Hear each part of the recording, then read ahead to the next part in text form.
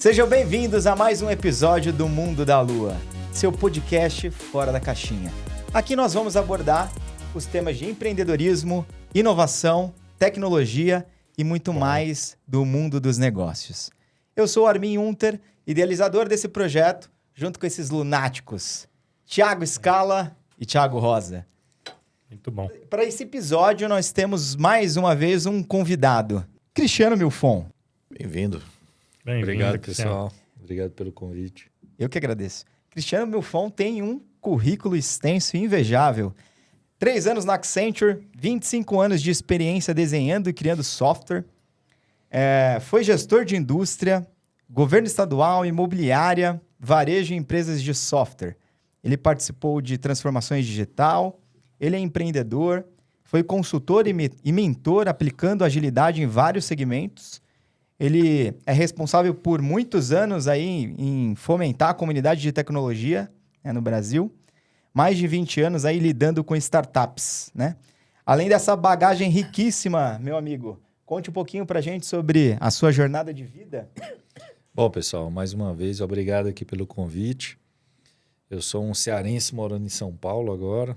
Que torce pro Vasco. Que torce pro torcedor Vasco. do Vasco. A gente descobriu isso nos bastidores. Eu vou levar ele lá no Morumbi lá para tentar Como movimentar é ele. a vida. Bom, eu comecei... Deixa eu contar lá atrás. Eu sou técnico agrícola, fui criado para ser agrônomo lá no interior do Ceará, assim como meu pai e os 11 irmãos dele. E minha única tia, né? Que também foi técnico agrícola. Família grande, então. A família era grande. E em 94, estava no segundo ano o segundo grau técnico agrícola, né? Eram 3 anos ali. E a gente recebeu a visita de uns israelenses, os caras com notebook, compact, Eu lembro. fazendo um Eu lembro dos curso compact. para gente sobre a agronomia, claro, né? E eu acho que eu era o único da escola que tinha visto um computador que tinha na cidade, que era no Banco do Nordeste, lá no BNB, que é um banco federal. Eu nem lembro como era esse computador. Se duvidar, era só um terminal burro de mainframe, alguma coisa assim.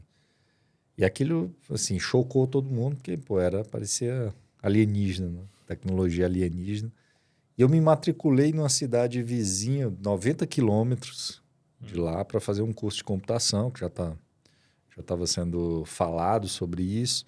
E foi quando eu comecei a me envolver, já não era tão novo assim. Até invejo o pessoal que, 12 anos eu tinha um TC, alguma coisa. Não, já estava terminando o segundo grau. E aí eu fui Isso estudar em que depois... ano, Milfon? Isso foi em 94, terminei o segundo grau em 95, depois eu fui estudar em Fortaleza, mas eu não tinha ainda sabia se ia fazer contato, ciência da né? computação, etc. Eu entrei na faculdade de ciência da computação em 99. Depois Foi de quando tentar começou a dar o outras boom da coisas. internet lá nos anos 2000 ali. Não tinha internet nessa época, né? Assim, internet foi ali quando começou a banda larga, Velox, em 2004, por aí começou a se falar de internet. Lá era uma vaga lembrança. Né? Era o SO Robotics nessa época ainda. Justamente. Tem um episódio... Via os modemzinhos lá, 56K lá, vendia pra caramba. Tem um episódio nostálgico que a gente relembra os 20 anos o início do milênio aí, né? Falando de inovação e tecnologia, né? E a gente lembra a chegada da banda larga aqui no Brasil. Bacana. E aí depois que eu fui para a faculdade, eu conto a partir dali. Em 99, realmente, eu virei profissional da área e fui muito mais para aprender. Eu já fazia trabalho, que hoje a gente chama de sysadmin, mas naquele tempo não tinha esse nome. Pelo menos lá, né? Era o rapaz da chave de fenda. Fazia de tudo ali. E aí já estava começando a separar o que era desenvolvedor, de pessoas de sysadmin, etc. E eu queria aprender a programar. Naquela época você tinha que ir para a faculdade para aprender praticamente, porque não tinha revista, não tinha livro, era muito raro, ainda mais no Ceará, no interior. Eu já estava em Fortaleza, na capital, mas mesmo assim era muito raro, era muito difícil. E de lá para cá eu vim construindo essa carreira na área de tecnologia. Então comecei como engenheiro, fui trabalhar no governo do estado, em vários outros locais, e eu comecei a empreender ali por volta de 2007. Mas empreendendo em tecnologia também? Empreender em tecnologia. Então, a gente montou uma empresa na época chamada Tradworks, lá no Ceará. Depois eu saí, fui Essa empresa durou até um tempo desse agora, meus ex-sócios. E eu fui fazer depois outros empreendimentos. Então, investi em startup, enfim. Mas eu comecei a empreender cedo, mas mesmo assim, naquela época era muito difícil você só empreender. Depois que veio o boom de startup, que você já tinha investimento, nessa época não existia investimento, não tinha Era você por você. fomento, era você por você. E não tinha esse lance do digital. Hoje a gente olha, a gente queria ser o Yahoo naquela época. Eu lembro, eu também quis, viu? Então, é um negócio bem antigo, não tinha esse ecossistema de startup, era aprender na raça. Então, imagina, essa primeira empresa que a gente abriu eram 3 caras técnicos com 0 vivência corporativa, sem entender de contabilidade, finança, negócio. Cara, assim, Vocês conheceram na faculdade e resolveram fazer? Eu conheci um na faculdade, que conheci o outro. A gente ficou amigo e abrimos essa primeira empresa.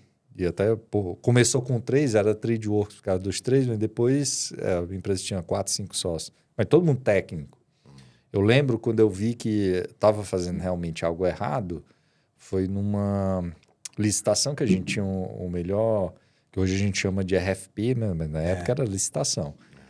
E a gente concorreu... Era numa grande empresa lá no Ceará, e a gente tinha um produto bem azeitado na época, um produto de GED. Então, se duvidar até hoje, esse produto, se eu colocar para rodar, era em Java, era bem construído. Era de vocês. Era nosso, só que a gente tinha 0 tato comercial, enfim. Justamente isso que eu ia perguntar para você, né? Porque muito técnico... Qual era a aptidão ali que faltava, né? Era o comercial, então? Venda, principalmente. Assim, a coisa mais importante é venda. A gente não sabia vender. Aí, esse caso, por exemplo, a gente foi para a licitação, a gente não sabia nem precificar. Eu conhecia uma pessoa da empresa que vazou, quantos os outros tinham dado de proposta, a gente, super inocente na época, vamos colocar metade do valor para entrar. Eu cobro quanto? Ele não fazia nem ideia. Não sabia como precificar o produto, né? O produto. Não tinha base para fazer o preço. A gente não estava preocupado com o usuário como hoje, data-driven, cliente em primeiro lugar. A gente a gente estava preocupado se o produto estava 100% de coverage, de coisas super técnicas, que era o que a gente gostava.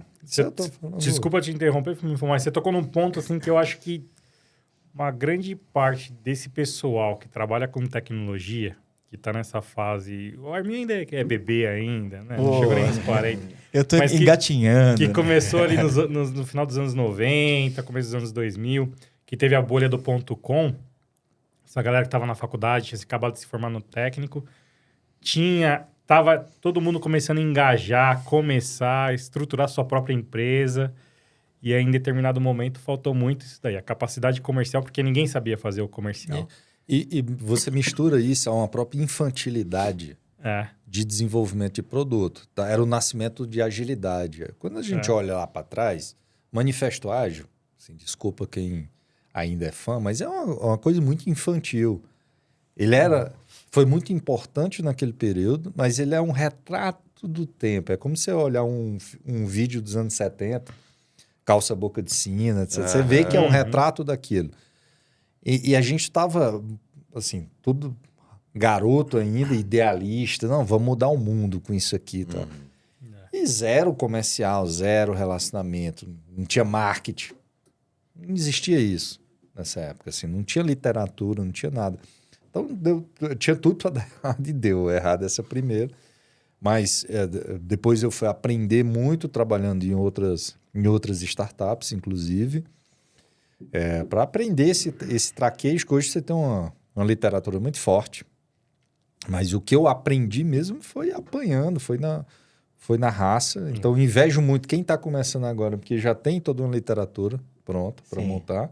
Mas na época não tinha isso. Já tem os playbooks ali. Já tem os playbooks. Sair já pensando em empreender e não seguir o caminho que a maior parte das pessoas fazem, que é trabalhar para alguém. Que é ser um CLT, né? Depois eu vou... Tanto que hoje eu estou no mercado, né? Então já fui para os 2 lados do balcão várias vezes. Sofreu demais no caminho. E ganhei um bom dinheiro também. Não vou cuspir no prato que comi. Mas Então, como eu aprendi na raça, apanhando ali, a gente demorava muito. Começamos com empresa de produto. Aí eu percebi que eu não... Assim, entendia zero de contabilidade, entendia zero de... a velho misturar a finança pessoal com da empresa.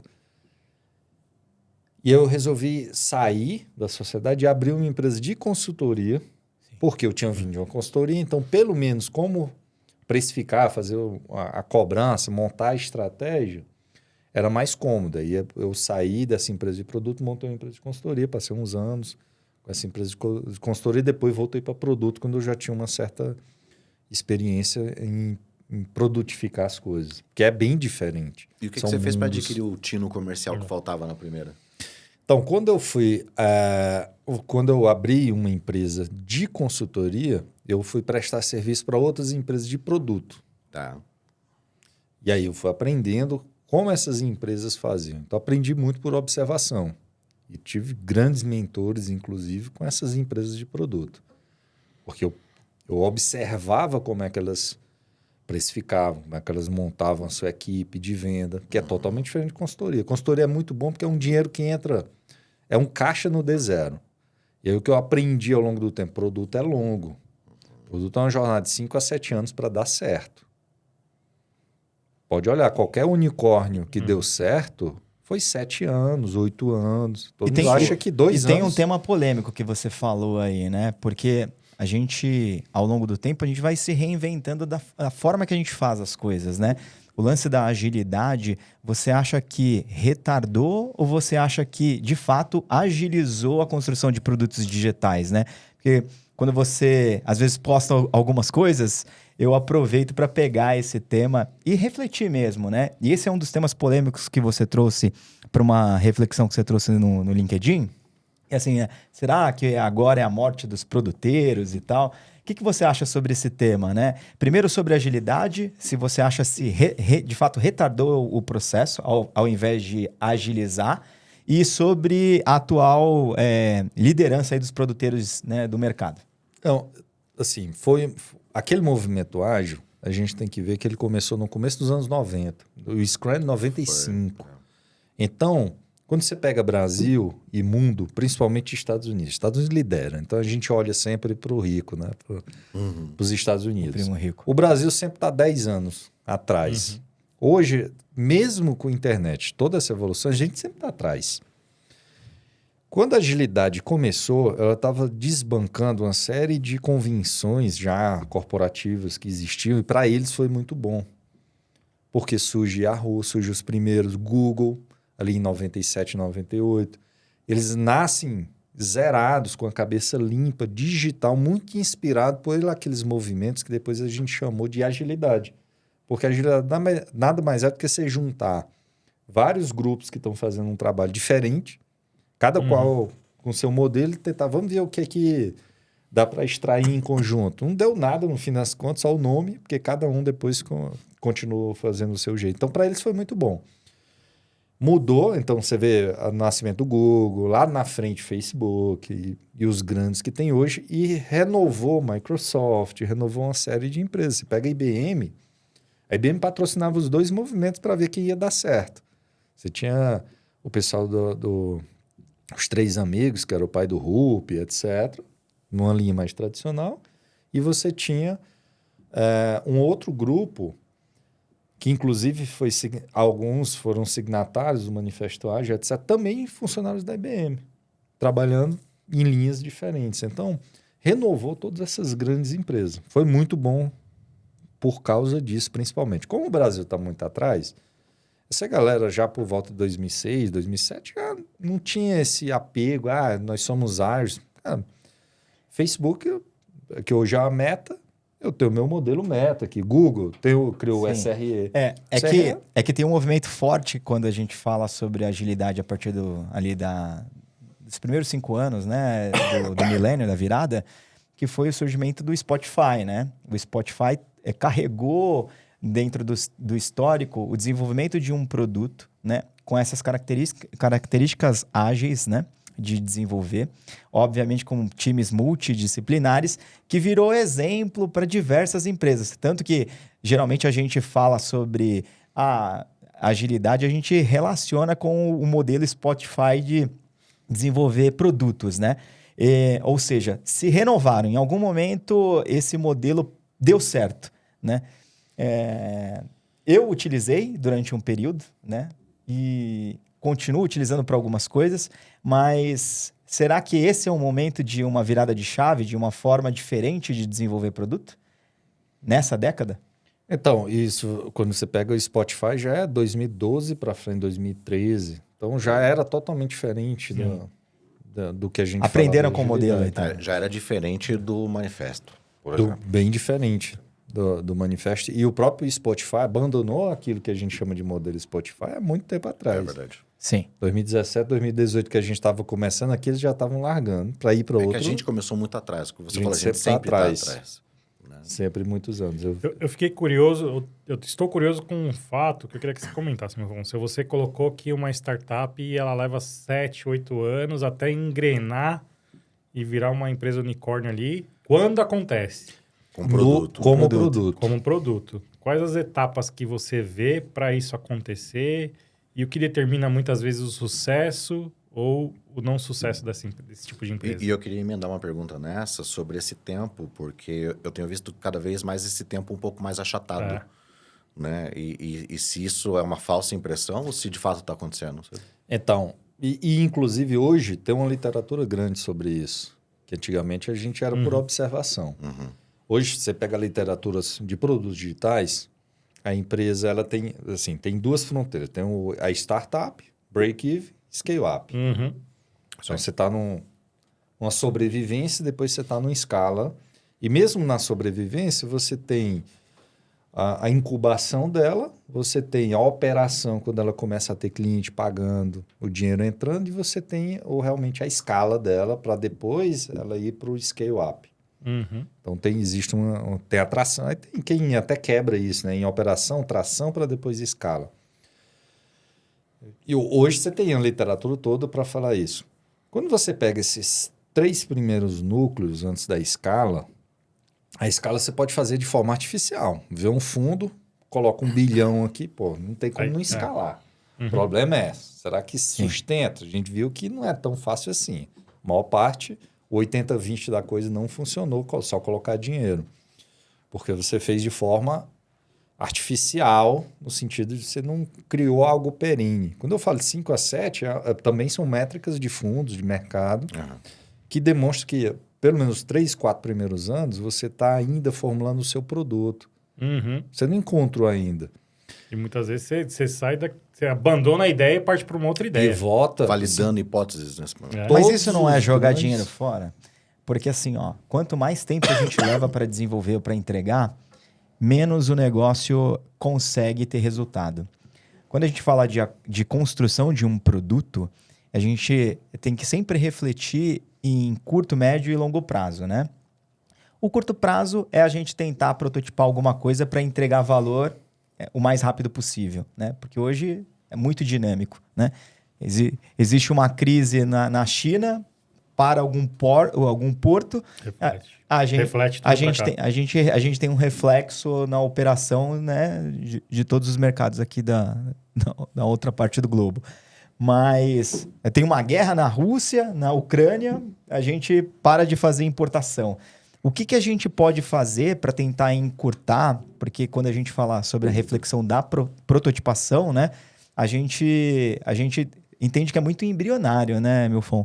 O que a gente consegue fazer para prototipar e para habilitar mais rápido esses resultados de negócio? Visto que 7 anos é um tempo muito longo, né? Então, esse é o grande problema. A gente vai com muita crença, paixão. Assim, todo especialista de negócio acha que sabe como criar o produto para o seu negócio. E por isso que a grande maioria quebra.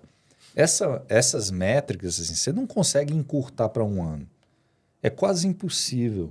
Menos de 24 meses, você não tem nem a sua hipótese validada.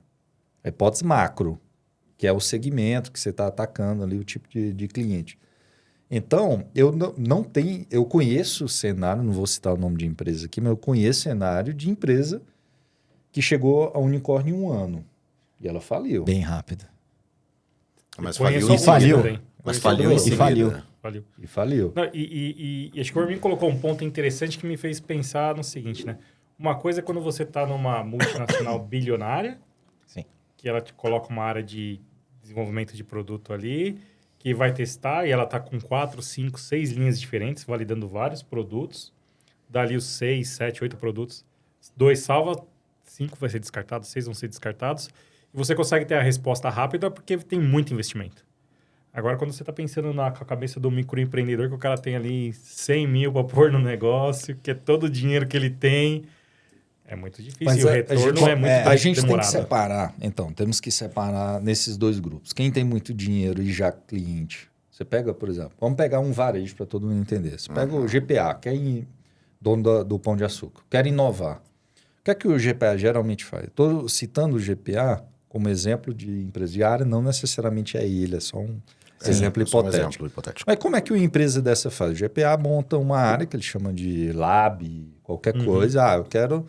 Ele já vai com uma grande consultoria que diz, você vai criar 10 iniciativas, só uma vai vingar. Mas essa tem um múltiplo de 20 a 30 que vai tirar todo o investimento, você ainda vai recuperar tudo. recuperar e manter você na liderança da sua área. Ou seja, você vai ser o primeiro digital de comércio de alimentos, etc. Tanto é que alimento está sempre atrás, né? Porque é difícil.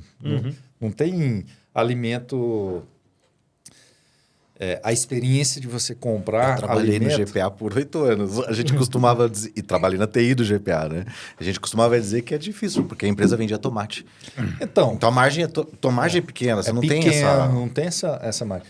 Então, o que é que geralmente? Monta um lab, etc. Só que qual é o grande problema do scale-up? É que todos os processos dele já são scale-up. Não existe hipótese. Tem que ser tese. Você vai pedir 20 milhões num business case, se coloca no lugar de um investidor do GPA. Cara, você está pedindo 20 milhões que podem queimar. É isso? É isso. Aí o cara olha, não, eu prefiro comprar de caminhão. É isso que acontece. Então, o que é que sobra? Sobra algum CAPEX ali, muitas vezes algum OPEX mapeado, cara, que você dedica um lab, dizendo, não, esse lab é para inovar internamente e aposta que aquilo vai sair um produto. Não vai. Porque todos os processos da empresa são construídos por um scale-up. Só tese entra. Qual o sucesso que eu vi acontecer? Ela compra uma startup e ela só vira sócia. Spin-off. Eu vi isso Spin-off. também. Spin-off. Ela só vira sócia. Ela não mexe na direção, porque qual o fracasso? Ela pega, coloca os diretores dela. Pô, se os diretores dela soubessem, eles faziam em casa. É verdade. Fora que os processos daquela empresa que ela comprou, ela virou sócio, elas não são auditados. Ela não tem leis internacionais, bolsa de valores pressionando, etc. É limitada que você é sócio, investir um capital. Você tem que dar satisfação para os acionistas, mas essa investida sua, não. Ela pode falir? Pode, mas geralmente dá certo.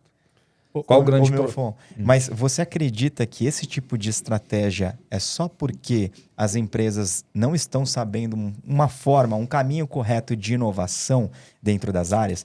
Por quê? É uma pergunta até polêmica. E eu em algum momento, estava escutando ou lendo um artigo sobre isso, né? Muitas empresas estão criando o Lab, né? O Cubo.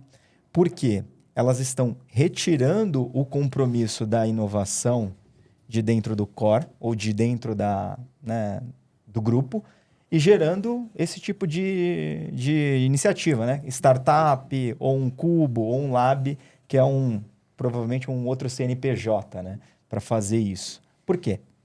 Então, e mais uma vez, o Brasil está sempre atrasado. Se você pega o mercado americano, ele profissionalizou o startupismo. Né? Você pega os chineses também. O que é que acontece? Eles têm a figura hoje de um CEO digital ou um CEO de inovação. Ele não responde para o CEO, ele é par. Ele responde para o conselho também. Então, ele faz um shadow. Com o CEO, onde ele não interfere nos processos, mas o CEO também não interfere nos processos de inovação. O pessoal lá fora já está muito avançado. Você pega um fundo investe na sua empresa, então vou pegar o GPA não é vocês, é só um exemplo. É só um exemplo. Ele investe no GPA e coloca um shadow no CEO. CEO, você tem que tocar as lojas, todo o seu processo analógico como ele existe hoje. Esse cara aqui, ele vai pensar só em como vai melhorar e inovar. E aí o que acontece? São naturezas realmente diferentes. São tempos diferentes. Eu abri um novo CNPJ, então são 12 empresas aqui. Essa novo CNPJ não tem as obrigações que essa tem. A Amazon comprou, olha como a natureza dita. A Amazon comprou muitas cadeias. A Amazon é reconhecida por fazer loja bem? Não. Porque a natureza é diferente. Ela estragou algumas cadeias, inclusive, porque ela comprou e ela quer colocar o modo de pensar digital Dentro da do fluxo Amazon dela. dentro da cadeia. Não funciona. Por que eu estou trazendo essa reflexão? A gente discutiu muito sobre como trazer transformação digital, né? E como manter essa transformação digital. É um ritual? É um evento? As áreas precisam fomentar? Deveria ter uma área responsável, né? Como é que a gente não poda as pessoas de dar ideias inovadoras dentro das empresas e mesmo assim a gente traz coisas que estão fora, né? Coisas do mercado para impulsionar o negócio. Então, essas reflexões que a gente trouxe aqui para o papo gerou discussões de como a gente deveria, às vezes, até operar os nossos times, como é que a gente melhoraria, né, o nosso dia a dia. E o que a gente está chegando à conclusão aqui é que talvez tenha que existir uma área que seja o carro-chefe da empresa para fazer isso acontecer, é isso? Então, eu acredito que não. A área não. O que é que eu tenho visto de sucesso? É quando todas as empresas que hoje a gente chama ali do FAANG, né? Que agora é Manga, que o Meta mudou o nome, então mudou. Que é o acrônimo ali para Facebook, Google, etc. Elas não são mais startup. Mas a gente olha para elas pensando ainda como startup. Sim. Foi o que essas empresas fizeram ao longo do tempo. Elas trouxeram executivos tradicionais do mercado para dar um mais profissionalismo ao formato que elas tinham. Você pega uma empresa recente chamada HashiCorp, que ela é dona das ferramentas que são as queridinhas do mundo DevOps. Vault, Consul, Terraform.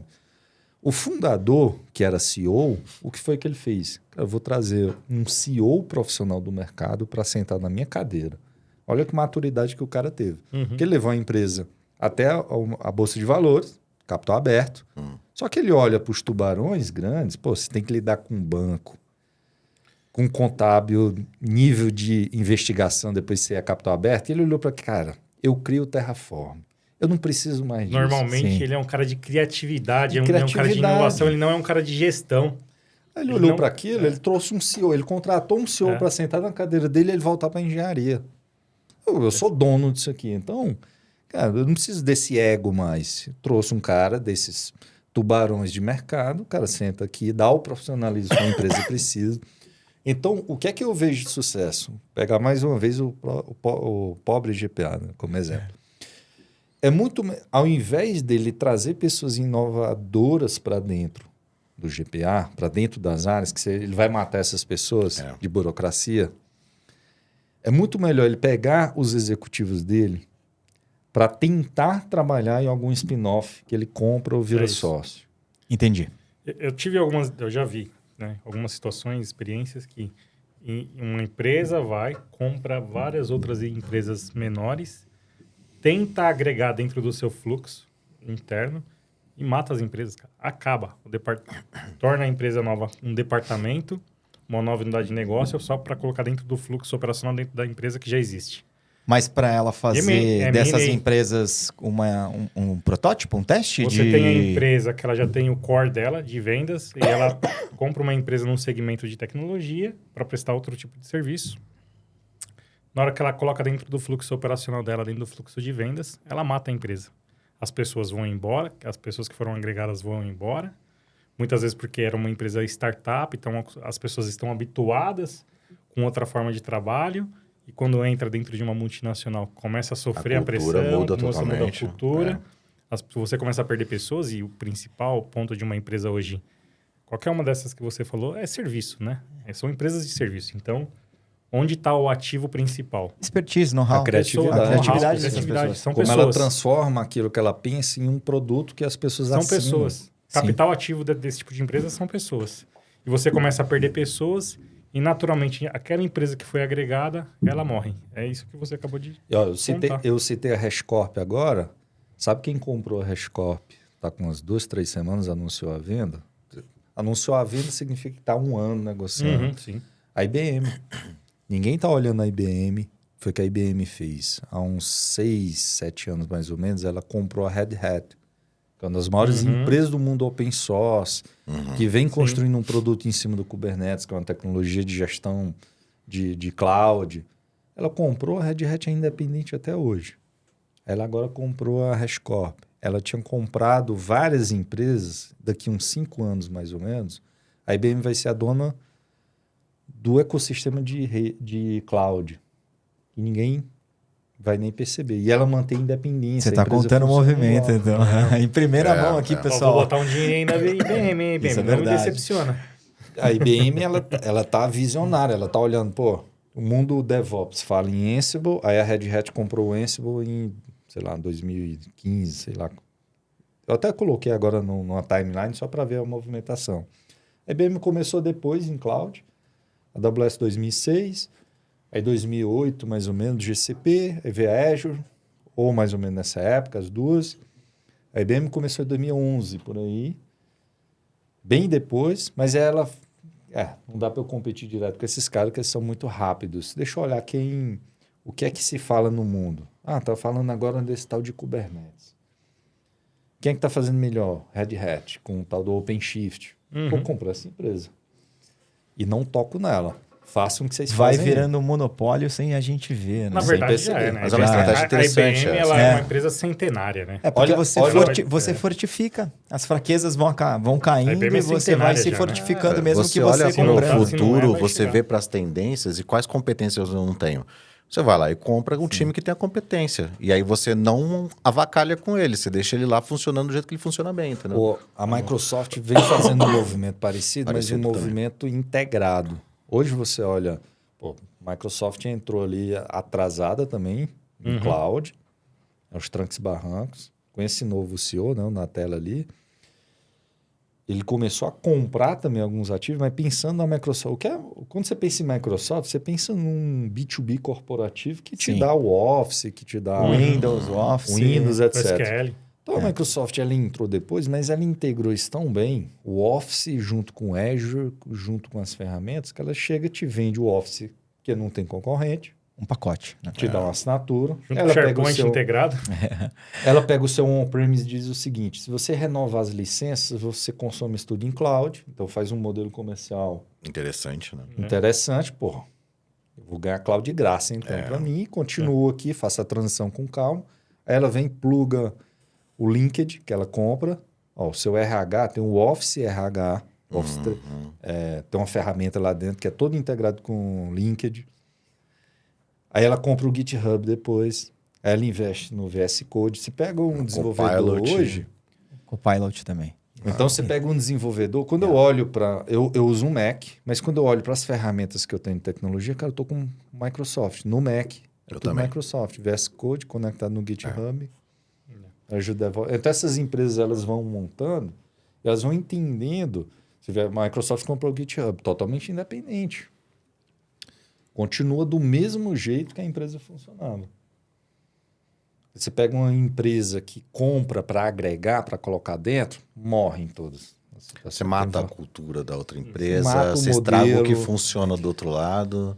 E principalmente, e muitas das compras que você faz isso, você faz só pelo, assim, as empresas elas querem só pegar aquele market share ali, só aquela fatia, ela não está preocupada com o produto, ela só não quer um concorrente. Aí tudo bem.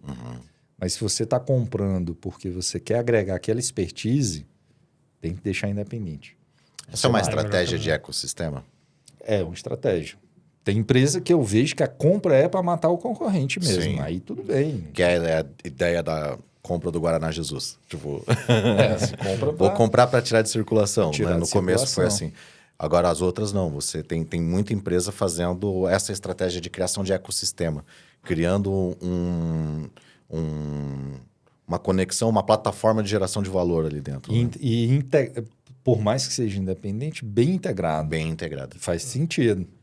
Esse é o famoso movimento porco-espinho, né? O seu concorrente, ele tenta te atacar, você ativa o porco-espinho porque você tem um ecossistema e ninguém consegue. E olha que interessante, quando você vai para a cloud hoje, as clouds perceberam, a AWS principalmente, ela está com uma estratégia muito forte, ela está olhando para aquele inventário, que até 2, 3 anos atrás era 70% ainda, cloud era só 30%, agora que empatou, cloud passou um pouquinho, mas ainda tem um mercado gigante, imagina. Se agora que é 50%, tem mais ou menos 50% de on-premise, significa data center, mainframe para migrar. Então existe agora um movimento muito forte de migração. E a AWS está investindo muito nisso. Deixa eu aproveitar aqui que você tocou num ponto que me interessa bastante e eu queria ouvir um pouco da sua visão. Porque eu tenho lido algumas matérias e a longo prazo, quando você bota muita coisa na nuvem, independente de qual delas, começa a ficar muito mais caro, principalmente a questão de armazenamento. E tem muita empresa já começando a falar em voltar para dentro. E como que está a sua visão sobre isso? Na verdade, é no curto prazo. O que acontece? Quando você vai migrar, você tem várias estratégias. A mais fácil é o velho lift and shift mais grosseiro, que é pega aqui e joga de qualquer jeito. Uhum. Quando você tem um data center, ele não tem escalabilidade. Você compra a máquina, ela ocupa tudo e parou. Em cloud, não. Cloud está infinito. E aí, como você não tem uma boa gestão, se você está fazendo essa migração de qualquer jeito, você já não tem uma boa gestão. Hoje está bastante comum um termo chamado FinOps. Está crescendo bastante. Todas as empresas já estão com a área de FinOps, etc., porque é desgovernado. É fácil gastar. E aí você tem uma torneira aberta, que ela cresce infinitamente, entre aspas, aqui no infinito, mas quanto mais você cresce, mais caro, porque aqui não é progressivo o formato, mas como você pode crescer para qualquer lado, você fazer uma besteira é muito fácil. Uhum. Então, você queima um orçamento muito rápido, que no data center ele não te permite, porque é físico a sua limitação. Então, as empresas que estão voltando para o on-premise, geralmente são empresas que começaram esse movimento há 15 anos ou 10 anos, que agora estão com um parque muito caro, só que eles sabem o quanto gastaria. Você não mexe mais naquele inventário, etc. E elas estão certas, entre aspas. Você pega a empresa do criador do Rails, por exemplo, Basecamp, ele tem algumas empresas, eles estão voltando para o data center. Mas por quê? É um produto que tem mais de 20 anos, estável, não avança tanto como avançava no passado. Não ou seja, tão dinâmico. É um produto que eu tenho uma previsibilidade muito alta. Aí ele fez um estardalhaço dizendo... Cloud é caro. Pro caso dele é muito caro. Ele não precisa. Ô meu fã, mas você não acredita que falta um pouco de observability nas empresas? Aproveitando, na verdade, eu quero emendar essa pergunta trazendo sobre o tópico, um dos tópicos aqui do nosso papo, que é o ProdOps, né? Você tem um canal para falar sobre o ProdOps e eu queria muito que você, em um tweet, explicasse pra gente o que é ProdOps. E aí, eu acredito que dentro desse tema, a gente tem observability e, com certeza, a gente conecta com aí os custos, né? Não, perfeito. Então, em um tweet, eu acho difícil. É difícil, mas né? vou tentar. Você tem esse mundo que eu falei, do nativo digital, que a gente tem um FAANG.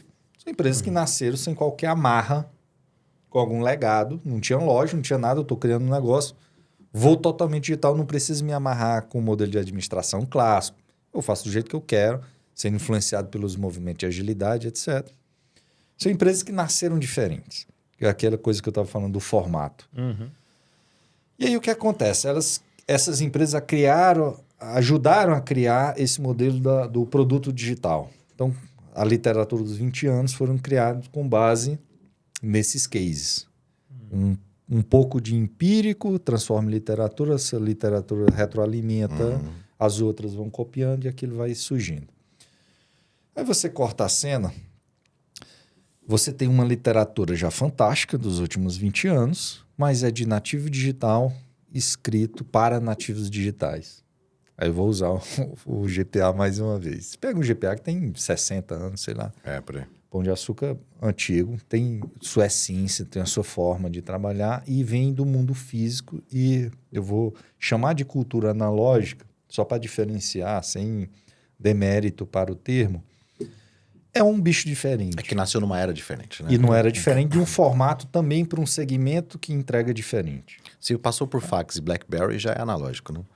Mesmo sem tecnologia. A gente pode entender que empresas que nasceram antes, né, da virada do milênio, todas elas São viveram isso. analógicas, Então, assim, Com certeza.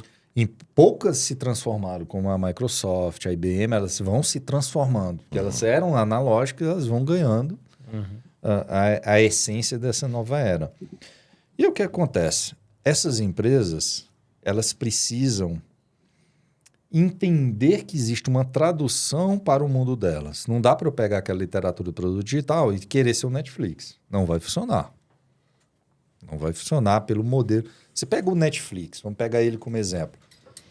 Agora, esse ano, mudou um pouco a estrutura. Eles inventaram o tal de co-CEO, são 2 CEOs, enfim. Mas até o ano passado, mais ou menos, você tinha um CEO, você tinha um VP de produto, que respondia para o CEO, e tinha um VP de engenharia, que respondia, um CTO, que respondia para o VP de produto. O CEO, VP de produto e o de engenharia, os 3 engenheiros de software. Os 3 engenheiros de software. Os 3 têm a base de engenharia de software. E os 3 são especialistas em produto, que nasceram fazendo isso dentro da profissão. Corta a cena para as nossas empresas analógicas. Cara, você tem um engenheiro, um economista, um administrador clássico. É outra pegada, é outro linguajar, é outra abordagem. Então, uma empresa como essa, ela não precisa dizer, não, eu tenho aqui uma equipe de Product Manager. Todo mundo é Product Manager lá dentro. Do VP, do CEO até o CTO. E por isso que o CTO responde a um VP de produto nessa empresa. Então, é outro bicho, é outra mentalidade. Aqui no Brasil, principalmente, a gente copia, a gente olha, vou criar uma área de produto, então vou colocar um Product Manager, um GPM, aí eu crio uma hierarquia, etc. Aqui não é só colocar as pessoas de produto, você precisa ter essa cultura, forma de pensar, como é que eu empacoto os serviços dentro de uma fronteira para evoluir como um produto, com versionamento, que a literatura do produto tem.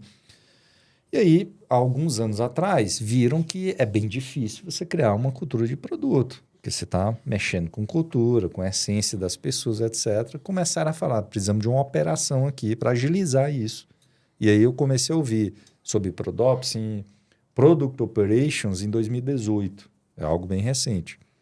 Em 2019, fui trabalhar num grande varejista também, como gestor de produto, não só produto. Minha cadeira era inovação e produtos digitais. Mas, no fim das contas, eu precisava ser um diretor de engenharia. Que era a necessidade do dia a dia. E aquilo eu percebi, preciso desse tal de Product Operation, porque aqui não tem cultura de produto. Aqui a tecnologia ela serve para apoiar as pessoas fazendo um negócio. Aí eu comecei a perceber a diferença do Netflix é que lá todo mundo constrói para as pessoas apoiarem o software. Netflix é uma máquina onde você tem grandes especialistas em marketing, publicidade, etc., que entende como um produto funciona e ele trabalha para fazer o produto entregar um valor. Todo foco é no Todo mundo produto. foca no produto, não no cara, não em fazer o serviço chegar no cliente. No cliente, é. E sabe é um- qual que é a sensação que eu tinha também, meu Fon? Pareceu que essa camada que a gente denominava de waterfall ou cascata, né, de desenvolvimento de software, né, ela evoluiu para um modelo mais ágil e a área que sustentava ou que operava, ela não evoluiu tanto. Ela demorou um pouco para acompanhar isso.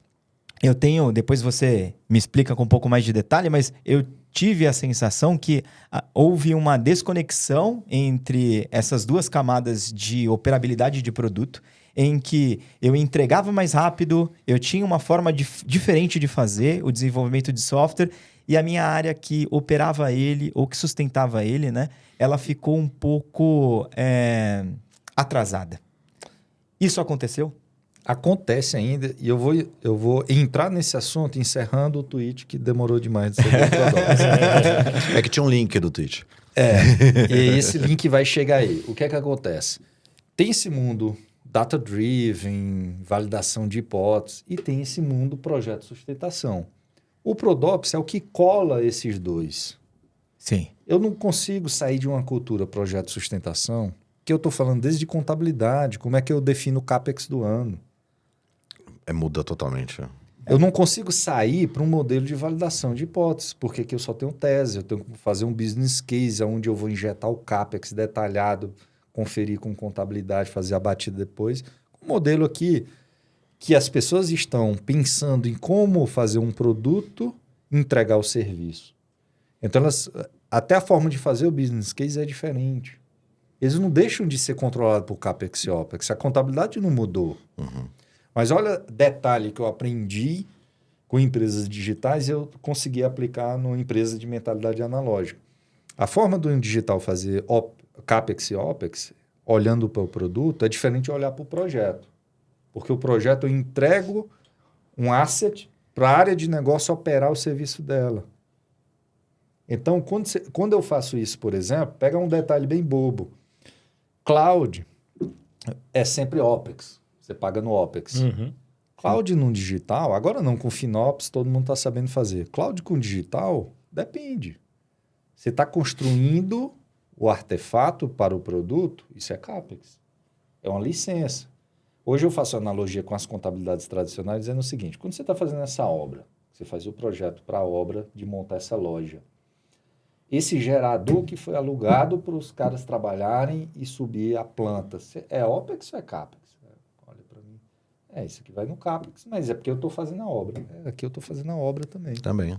Durante a fase de projeto, que não existe projeto de sustentação, porque eu estou sempre iterativo e incremental, mas isso aqui que eu estou construindo é um projeto, estou levantando os muros. Dele entrar em produção é que vira OPEX. Então, essa tradução, as TIs tradicionais não tinha nem expertise de como fazer, porque a vida dele toda foi montar um projeto. Ele já nasce OPEX, né? Já nasce... Não, Não, um projeto nasce CAPEX. Não, mas na estrutura atual, quando você sobe Mas na a cloud... cloud já nasce OPEX. Já nasce a OPEX. cloud Justamente. E essa é a dor de cabeça dos executivos hoje em dia. Que é assim, eu vou avaliar um VPL para fazer uma implantação, mas eu já tenho que avaliar qual o ROI que eu vou ter colocando isso no ar. Por quê? Às vezes é uma solução em que eu tiro um monte de quincaria que está lá, né? E isso daí só vai ser avaliado, só vai ser comprovado a partir do momento que você deploya.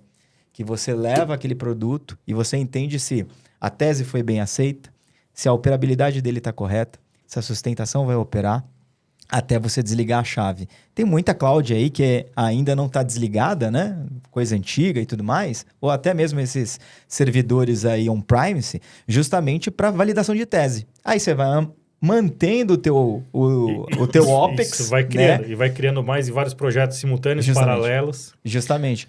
Mas e aí eu- vem aquele montão de plano de ação do ano, né? Vamos ter que diminuir tudo que a gente tem de OPEX. O que a gente pode melhorar no nosso ROI aí do ano? Mas aí, Armin, olha que fator interessante. Quando eu comecei com o Prodops, eu estava numa empresa em transformação nesse modelo. Eu imaginei, não, empresa nativa digital não precisa. Isso é uma coisa para a empresa que quer chegar e fazer igual. Só que eu comecei a observar todas as empresas nativas digital do Brasil, inclusive, montaram área de Prodops. As nativas digitais do Brasil. Tem alguma coisa errada aí. Porque eu imaginava que eu preciso... Eu estava na varejista. Eu preciso montar uma área de Prodops porque eu vou ganhando os skills digitais. Vai chegar um momento que eu não preciso mais dessa área porque a minha tecnologia, a minha TI aqui já vai estar time multidisciplinar. Assim, a pessoa de negócio, marketing, tecnologia e produto está trabalhando no mesmo squad. Eu não preciso mais de Prodops.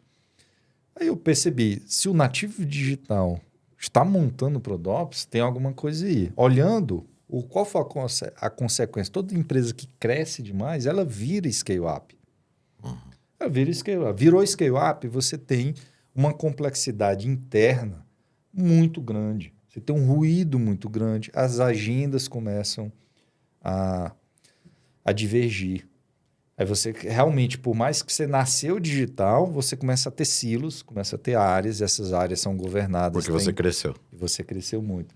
Então, naturalmente, toda empresa que vira uma scale-up, ela vai perdendo essa capacidade de ter um time focado em volta de um produto para construir esse produto e entregar. Então, você vai internamente, hoje eu tenho um amigo na Meta, Netflix, etc., eles não é na mesma proporção de um analógico, mas eles têm as mesmas dores de muito ruído que você não consegue manter um roadmap unificado. Mas E aí que entra o Prodops? E aí é onde o Prodops vai tentar sempre manter o espírito da startup. Porque como a startup é pequena, todo mundo tem a mesma agenda. Então o roadmap é único. Sim. Quando você cresce, o roadmap naturalmente é afetado por dependências não mapeadas, por ações manuais que causam atrasos, Interesses diários interesses de carreira também. também. Mas assim, meu phone, na lata, pro executivo que está assistindo a gente agora, qual que é o principal benefício que o Prodops traz para a mesa de quem está operando o produto? Então, o Prodops, na vertente que eu trabalho, ele ataca 2 grandes problemas. A agilidade na entrega que eu digo do produto na mão do cliente. E você não está falando de Scrum aqui. E eu não estou falando de Scrum, mas o Scrum nasceu para isso Nasceu também pra há isso. mais de 20 anos atrás. E até hoje a gente não resolve em grandes empresas. Porque naturalmente a grande empresa tem muito ruído. Então, o Prodops ele vem para agilizar a entrega, fazendo um roadmap integrado e alinhamento entre TI e negócio. Agora, para desmistificar o muito ruído, você acha que o muito ruído acontece porque não sabem priorizar ou não sabem pedir? Nenhuma das duas coisas. Nenhuma das duas coisas. São interesses. São interesses. São interesses. Naturalmente, eu faço analogia até com a série do Loki, que são universos que vão nascendo. São multiversos. Ramificações. Ramificações. E você precisa... A área de Prodops é aquela agência lá que tenta manter um único universo. A VT. É essa área de Prodops que faz. Ela não deixa ramificações. Porque o que acontece? Nós 4 trabalhamos aqui juntos. Só somos nós 4. Eu sei sua agenda, você sabe a minha, etc. Na hora que cada um tem sua área, eu não sei a agenda das pessoas que trabalham com você. Eu alinho com você. Na hora que desdobra para o seu time, tem mais 10 cabeças ali com interesses de carreira, Exato. de objetivos diferentes. Enquanto somos nós 4, nós temos um único objetivo e conseguimos chegar lá. fácil Só de que dobrar. no momento que você é 40, 80, 120, 200, são muitos interesses diferentes. Não, mas Mano. por isso que a gente tem CEO, CTO, presidente, Mesmo assim, hierarquia. são pessoas. Mas quantas Todas as vezes pessoas você têm seu pegou interesse. todo mundo trabalhando para a mesma meta, para o mesmo objetivo, só que com vieses diferentes? Uma empresa ela é composta por CPF e cada CPF tem seu próprio interesse. É por isso que eu vou jogar Tudo outra bem, mas polêmica aqui. isso daí não é saber priorizar? Porque senão não há um consenso. Mas não é, todo mundo sabe. Todo mundo sabe. Só cada um prioriza uma coisa diferente. Exato. Os interesses são diferentes. E por isso que... eu vou colocar o OKR na minha empresa. Cara, provavelmente você vai prejudicar a sua empresa. Temos um especialista em OKR aqui, hein?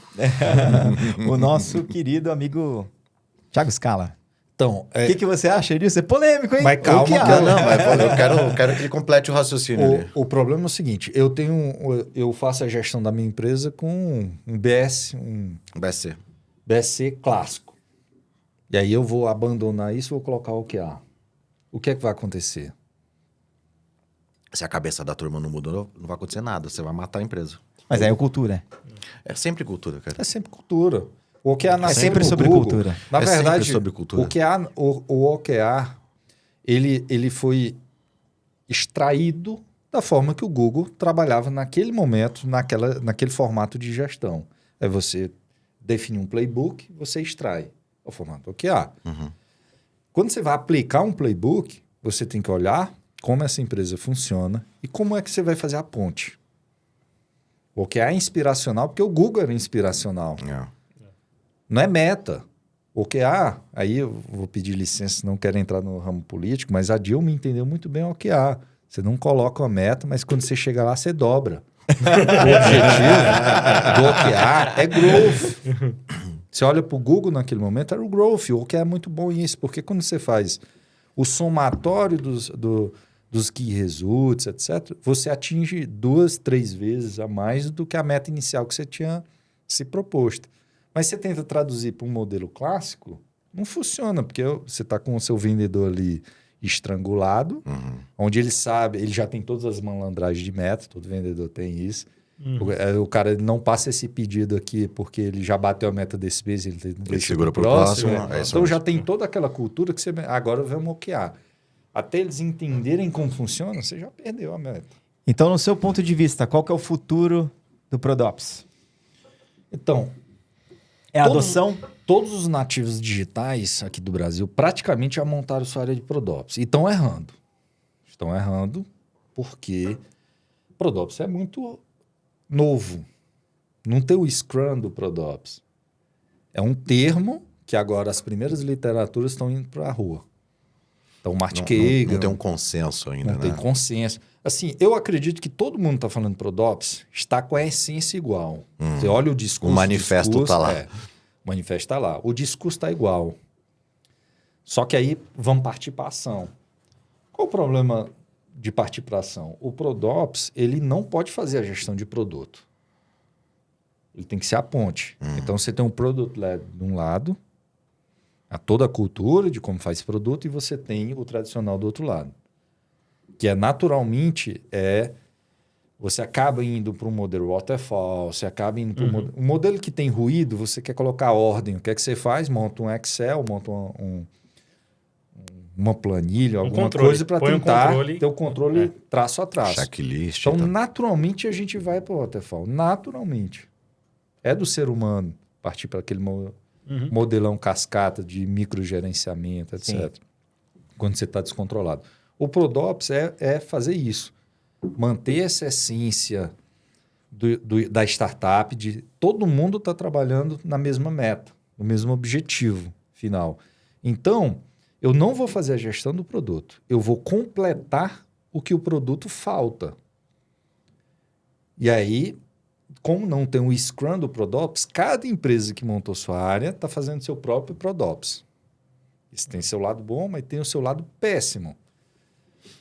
Que é que você não... O que é o Prodops no fim das contas? Fica uma coisa abstrata. Eu ia fazer essa pergunta. No final tá ficando abstrato. Abstrato. Né? Eu sei o que eu estou sofrendo, eu sei o que eu preciso, mas eu estou inventando, eu não estou aprendendo com os outros, eu não estou vendo as experiências. E eu tenho trabalhado nessa vertente do Prodops para, primeiro, trazer as experiências. O que foi que aconteceu até hoje? Vamos olhar aqui as releituras. Contar a história, né? Vamos contar a história. E vamos colocar um playbook mínimo, que é complementar. Product-led prega data-driven. Do outro lado, o modelo tradicional é business case, já com pesquisa de mercado e posição de especialistas. O data-driven apoiando validação frequente de hipótese. Do outro lado é tese montada para atingir o ROI. Então, o Prodops ele tem que ficar no meio. Eu nem vou ser data-driven agora, mas eu também não posso só ser inflexível. Como é que a gente faz? Então, eu estou trabalhando numa série de técnicas e modelos para você sempre aplicar. Uma metodologia. Eu estou chamando de framework. Eu ia citar isso, um framework, né? De olha os dois lados, ele tem que estar no meio, tentando levar um lado para o outro. Mas ele vai levar uma empresa analógica de origem para se tornar uma empresa digital ou permitindo uma transformação ou uma evolução digital?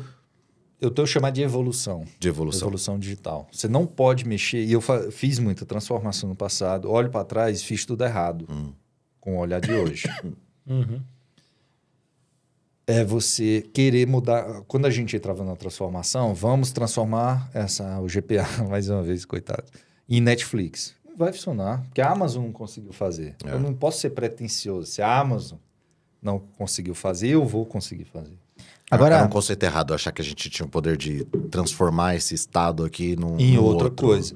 E olha que interessante, a Amazon está no Brasil desde que? 2010, 2011? E ela está devagar. Porque o Brasil é um bicho diferente dos Estados Unidos. Ela não mata. Eu lembro quando a Amazon vem para cá, ela vai matar Americana. todo mundo Americana tava morreu sem preocupado. precisar disso. Mas Mas isso- vai matar a Americana. Morreu sozinho.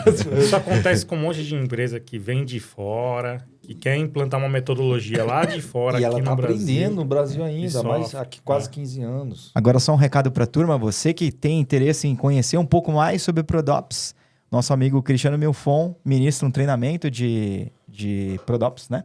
E a gente está indo aqui para a reta final da nossa entrevista. Eu queria que você deixasse uma mensagem, né?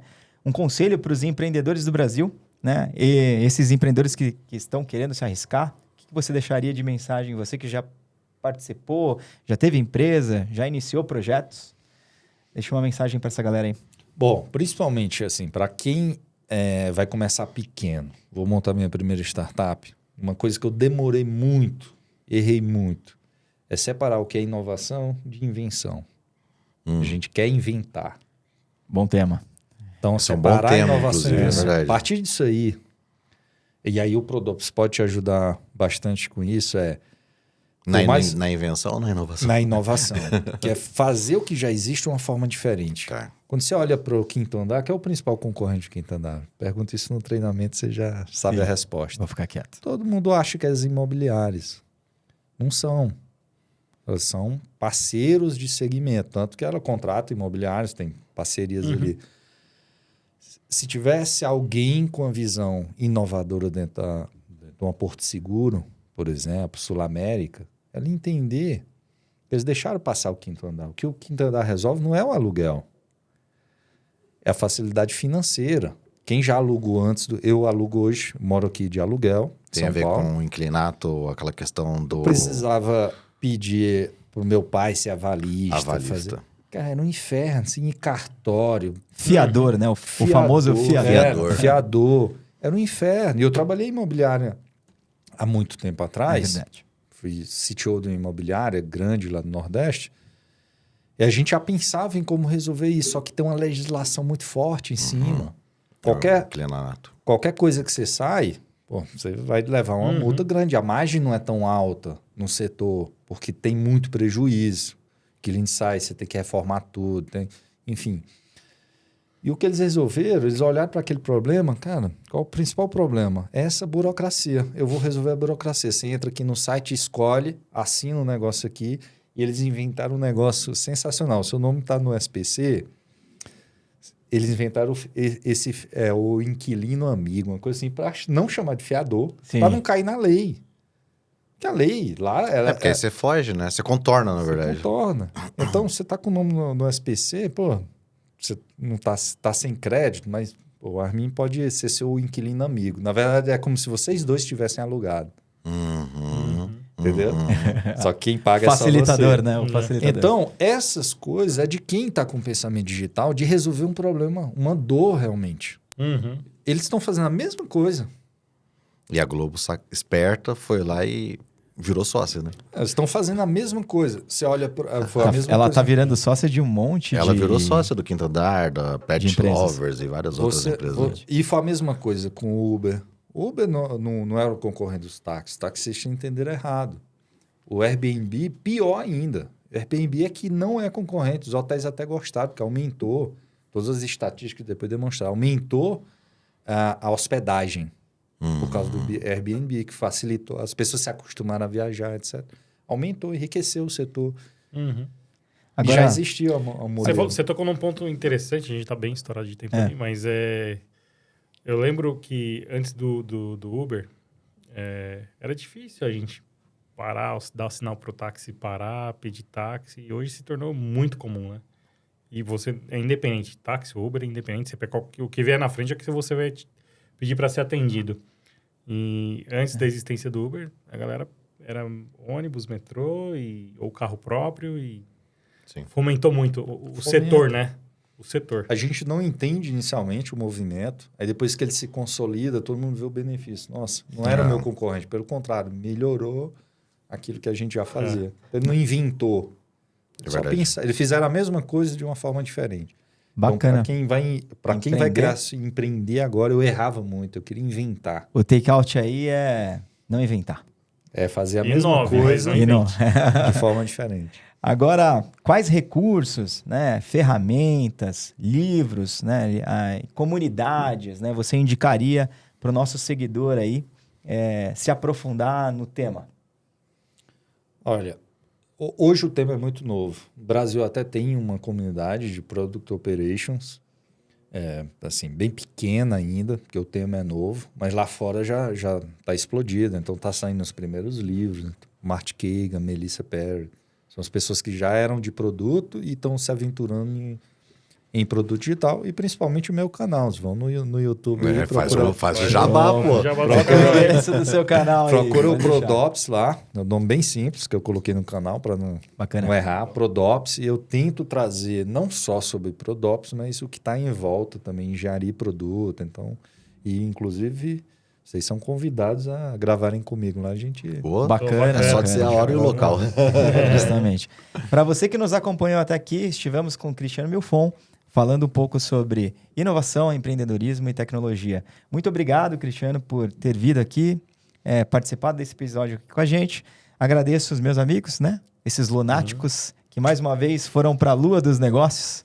Voltamos aqui para a Terra e espero ter conseguido contribuir muito aí para os nossos seguidores. Não, eu que agradeço o convite, gente. E, assim, aqui podem me convidar quantas vezes forem que eu estou sempre aqui.